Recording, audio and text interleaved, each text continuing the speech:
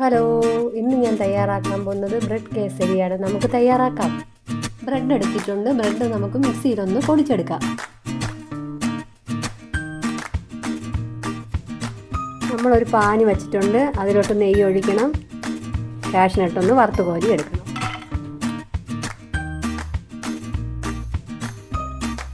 പൊടിച്ച് വെച്ചിരിക്കുന്ന ബ്രെഡ് നമുക്ക് പാനിലോട്ടിട്ട് വറുത്ത് കോരി എടുക്കാം. മധുരത്തിനനുസരിച്ച് പഞ്ചസാര ചേർത്ത് കൊടുക്കാം. ഒന്ന് നമുക്ക് ഇളക്കി കൊടുക്കാം. പാലൊഴിച്ച് കൊടുക്കാം.